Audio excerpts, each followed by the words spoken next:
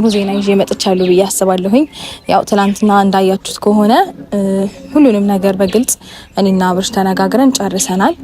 ስለዚህ ከኔና ከአብርሽ ከኔና ከውዱ ባለቤቴ ህይወት መውጣት ያለበት ሰው አለ። ቡዜን እንዲሁም ሄርሜላንና በእነሱ ዙሪያ ያሉ ሰዎችን የሚያስደነግጥ ነገር ዛሬ ተሰምቷል ማለት ነው። ይሄ ነገር በሩታ ወይም በኤፍሬም ፍላጎትና ግፊት እየተደረገ ያለ ነገር ሳይሆን በራሱ በአብርሃም ውሳኔና ፍላጎት እየተደረገ ያለ ጉዳይ ነው። አብርሃም ሩታና ልጁን ይዞ ከሀገር መውጣት እንደሚፈልግና በአስቸኳይ ፕሮሰሶች እንዲያልቁ እንደሚፈልግ ለሩታ ነግሯት እንግዲህ ዛሬ ላይ ይህንን ፕሮሰሳቸውን መጀመራቸውን ሰምቻለሁ ማለት ነው። እኔ ግን ዝም ብዬ ሳስብ ማለት ነው አብርሃም ሆን ብሎ በታመም ያለውኝ ሙድ ሩታ ሄርሜላ ላሽ ብሎ ከሩታ ጋር ከሀገር የመውጣት ፕላን ስላለው እንደሆነ ነው እንደኔ የተሰማኛለው ማለት ነው። ምክንያቱም የዚህን ያክል ታሟል እንዳንል ያው ትላንትና እንደተመለከታችሁት ከቡዜ ቤት ቀጥ ብሎ በሩን ከፍቶ ተነስቶ ምናምን ወደ ሩታ ቤት እየመጣ ነው። ስለዚህ ወገኖች ጠርጥሩ፣ ከዚህ ነገር ጀርባ የሆነ ትልቅ ነገር አለ ማለት ነው። ምክንያቱም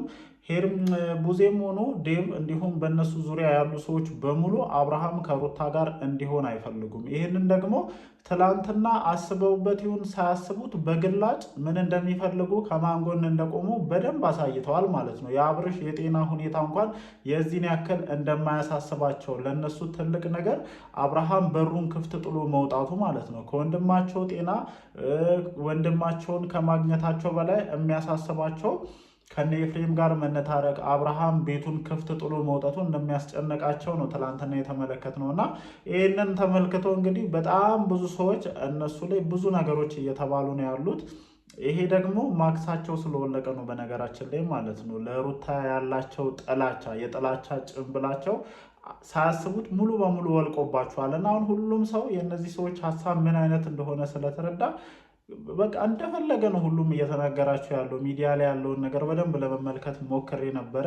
እኔም እንደዚህ እንዲሆኑ በጣም ፈልጌ ነበረ። በቃ ይሄ ወንድማችንን እንወዳለን በሚል ስም ለሩታ ያላቸው ጥላቻ አብርሃም ከሩታ ጋር እንዳይሆን ለማድረግ የሚሰሩት ሴራ ምን ያክል ርቀት እያስኬዳቸው እንደነበረ ሁሉም ሰው እንዲያውቅ ፈልጌ ነበር። ዛሬ ላይ ሁሉም ሰው የእነዚህን ሰዎች ተንኮልና ክፋት በደንብ የተረዳ ይመስለኛል።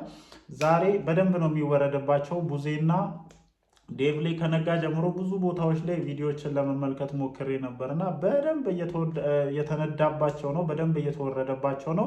ወሰኛለሁ እኔ ራሱ ዛሬ ማለት ነው በደንብ ልወርድባቸው። በነገራችን ላይ እኔ ወደኋላ ብዬ አላቅም፣ ቡዜን ከመናገር አንድም ቀን ወደኋላ ብዬ አላቅም። ምክንያቱም እንዲሁ ማለት ነው እንዲሁ ከንግግሯ ከአክቷ ጀምሮ ለሩታ ያላት ጥላቻ ምን ያክል ስር የሰደደ እንደሆነ በደንብ ስለሚያስታውቅ እኔ ከመጀመሪያም ጀምሮ ማለት ነው ብዙዎቻችሁ ትጽፉልኝ ነበረ፣ ግን አሁን የተገለጠላችሁ ይመስለኛል። ምን ነው ቡዜን ጠምዳ ያስካት ምናምን ትሉኝ ነበረ።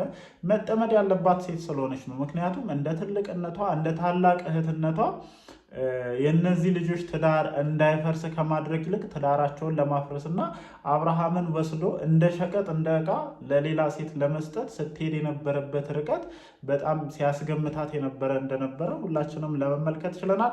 ለማንኛውም በመግቢያ ላይ እንዳልኳችሁ አብርሽ በራሱ ፈቃድና በራሱ ተነሳሽነት ልጁና ሚስቱን ይዞ ከሀገር መውጣት እንደሚፈልግና ከዚህ ቀደም ሲያደርጉት የነበረው ፕሮሰስ ቀጥሎ ከሀገር መውጣት እንደሚፈልጉ ለሩታም ሆነ ለኤፍሬም እንደነገራቸው ሰምቻለሁ። እነሱም ይሄ ነገር እጅግ በጣም አስደስቷቸው ፕሮሰሱን እንደ አዲስ እንደጀመሩት ሰምቻለሁ። በአጭር ጊዜ ይሄ ነገርም አልቆ ከሀገር እንደሚወጡ ተስፋ አደርጋለሁ። ይሄ ነገር ደግሞ ለነቡዜ ምን ያክል ስብራት እንደሆነ በተለይ ደግሞ ለሄርሜላ ማለት ነው። እኔ ሄርሜላ ከዚህ ቀደምም በተደጋጋሚ እየተነገረች ነበረ፣ የሴት ልጅ እንባ ጡር አለው፣ ትክክል አይደለም። አንቺም ሴት ነሽ፣ ነገ ምን ሊገጥምሽ እንደምትችይ አታቂም። እንደዚህ ተይ እረፍ እየተባልሽ ባልን ከሚስት ነጥቀሽ ከልጅ ነጥቀሽ መውሰድሽ ነገ ላይ ዋጋ እንደሚያስከፍልሽ የተረዳሽ አልመሰለኝም። አሁን ጭራሽ እናንተ በማታስቡት መንገድ እግዚአብሔር እንዴት አድርጎ ማለት ነው እንዴት አድርጎ እየቀጣችሁ እንደሆነ ስመለከት በጣም ነው ደስ ያለኝ። ለማንኛውም ብዙ ርቀት እየሄዱ እንደሆነ ሰምቻለሁ ማለት ነው። ሰላም እንዴት ናችሁ የኔ ውድ ቤተሰቦች? ደህና ናችሁ ወይ? አለን እግዚአብሔር የተመሰገነ ይሁን። ዛሬም እንግዲህ ከነጋ በኋላ በሰማናቸው ጉዳዮች እንዲሁም ከሰሞኑ ባሉ ጉዳዮች ላይ ጠቅላላ ያሉ ሀሳቦችን ወደ እናንተ እናደርሳለን ማለት ነው። እናንተም ከዚህ ሀሳብ ጋር ተያይዞ ያላችሁን ሀሳብ አስተያየቶችን በኮመንት ሴክሽን ላይ እያሰፈራችሁ አብራችሁን ጥሩ ቆይታ ታደርጋላችሁ ብዬ ተስፋ አደርጋለሁ። ያው እንደነገርኳችሁ እንግዲህ አብርሽ በራሱ ተነሳሽነት ከሀገር ለመውጣትና ሚስትና ልጁን ይዞ ወይም ከሩታና ከልጁ ጋር ከሀገር መውጣት እንደሚፈልግ ከሀገር ወጥቶ ከነዚህ ሰዎች ራሱን አርቆ ደስተኛ የሆነ ህይወትን መቀጠል እንደሚፈልግና ከሩታም ጭምር በባለፈው ፌክ የነበረው እርግዝና በድጋሚ እንዲሆን እንደሚፈልግ ሰምተናል ማለት ነው። ምን ያክል የሆኑ ሰዎችን ሊያንጨረጭር እንደሚችል አስባችሁታል? ገና ለገና እነሱ ሳይጠብቁ ሳያስቡ ባልተዘጋጁበት ሁኔታ አብርሃም ከመሬት ተነስቶ ሩታን ነው የምፈልገው ልጄን ነው የምፈልገው ማለቱ እንዴት ሲያንገበግባቸው እንደነበር፣ እንዴት ሲያቃጥላቸው እንደነበር፣ እንዴት ጭንብላቸውን ከላያቸው ላይ እንዳወለቀባቸው ማለት ነው። በእህትና በወንድም ሽፋን ልጁን ወስዳችሁ ለሄርሜላ ለመስጠት እንዴት ስትንቀሳቀሱ እንደነበረ፣ ዳኒን ከጀርባ አሰለፋችሁ አብርሽን ከሩታ ለመንጠቅ ምን አይነት ነገሮችን ስታደርጉ እንደነበረ። በነገራችን ላይ ዳኒ እመኑኝ ይክዳቸዋል። እያንዳንዷን ሚስጥር አንድ ባንድ ያወጣባቸዋል። ዳኒን አምናችሁ ብዙ ርቀት እየሄዳችሁ እንደሆነ ስላወኩኝ ነው ይህንን ነገር እያልኩ ያለሁት ማለት ነው። እመኑኝ ጭንብላችሁን በደንብ መጨረሻ ላይ የሚገልጥባችሁ ዳኒ ነው። ምክንያቱም ዳኒ ጥቅም ወዳለበት ቦታ ነው ዞር የሚለው ማለት ነው። ከዚህ ቀደምም ተመልክተናል። ከሩታ ጋር ነበረ የሆነ ነገሩ ሳይመቸው ሲቀርና እዚህ ጋር የተሻለ ነገር ሲያገኝ ደግሞ አሁን ላይ ሙሉ በሙሉ ተከርብቶ የአብርሽ ተቆርቋሪ ሆኖ መጥቷል። ይሄ ነገር ደግሞ ያለ ምክንያት እንዳልሆነ ሁላችንም ጥንቅቅ አድርገን እናውቃለን። በቃ የሆነ ሪዝን አለው እና ሆን ብላችሁ እናንተ እንደዚህ በፊት አውራሪነት ከሄዳችሁ፣ እናንተ ክርክር ውስጥ ከገባችሁ፣ እናንተ ልክ እንደ ዳኒ ከሆናችሁ ብዙ ነገሮች ስለሚታወቁባችሁና ሙሉ በሙሉ ጭንብላችሁ ስለሚወልቅ ያላችሁ ብቸኛ ቻንስ ምንድን ነው? ዳኒን ከፊት አድርጋችሁ እናንተ የወንድማችሁን ጤና ብቻ ፈላጊ ሆናችሁ ስትቀርቡ ነበረ።